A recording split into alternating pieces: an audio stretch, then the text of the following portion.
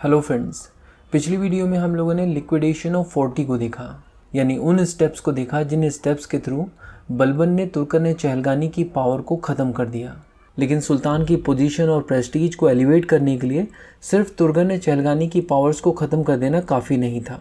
इसके लिए बलबन ने कुछ और स्टेप्स भी लिए। फॉर एग्जाम्पल, बलबन ने डिवाइन ओरिजिन को क्लेम किया और बताया कि वो माइथोलॉजिकल तुर्किश हीरो आफ्रासियाब का वंशज है। और अपने डिवाइन ओरिजिन को क्लेम करने के लिए उसने अपने रहन सहन में काफ़ी सारे रेडिकल चेंजेस किए हैं। उसने अपने आप को एक डीपली रिलीजियस पर्सन की तरह पोर्ट्रे किया, अपना ड्रेसिंग सेंस चेंज कर दिया, शराब छोड़ दी, लोगों के साथ घुलना मिलना छोड़ दिया और हमेशा अपने चेहरे पर एक टेंस और सीरियस लुक रखने लगा। हिस्टोरियंस लिखते हैं कि सुल्तान बन जाने के बाद बलबन को उसके पर्सनल गार्ड्स और पर्सनल अटेंडेंट्स ने भी कभी उसको मुस्कुराते हुए नहीं देखा। बलबन अपनी सल्तनत के हर इंसान तक ये बात पहुंचा देना चाहता था कि वो एक डिवाइन सैंक्शन से रूल कर रहा है, यानी वो दैवीय अनुमति से शासन कर रहा है और उसके किसी भी फैसले को क्वेश्चन नहीं किया जा सकता। और इस बात को प्रमाणित करते हुए उसने कुछ गोल्ड कॉइन्स इशू किए जिन पर इंस्क्राइब था जिल्ले इलाही। जिल्ले इलाही का मतलब है खुदा की परछाई। इसके अलावा बलबन ने एक और कॉइन इशू किया जिस पर इंस्क्राइब था नसीर अमीर उल मोमिन। नसीर अमीर उल मोमिन का मतलब है कैलिफ का राइट हैंड मैन।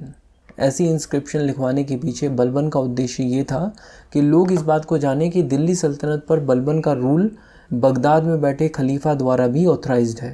बट ये बात अपने आप में बहुत ही दिलचस्प है क्योंकि बलबन का रूल 1265 AD से लेकर 1286 AD तक रहा, जबकि 1258 AD में ही लास्ट अब्बासिद कैलिफेट रूलर अल मुस्तसिम का रूल एंड हो चुका था, यानी खलीफा का रूल ओवर हो चुका है। उसके बावजूद बलबन लोगों को ये बता रहा है कि वो खलीफा का राइट हैंड मैन है। और ये सब वो क्यों कर रहा था? सुल्तान की प्रेस्टीज को एलिवेट करने के लिए।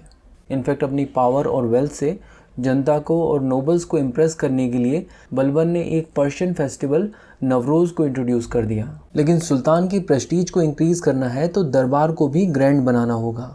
उसने अपने दरबार को पर्शियन मॉडल पर रेनोवेट करवाया और इतना भव्य दरबार बनाया कि पूरे के पूरे सेंट्रल एशिया में हर किसी का ये मानना था कि भाई अगर दरबार हो तो बलबन जैसा। यानी उस समय बलबन का दरबार इतना ज़्यादा पॉपुलर था।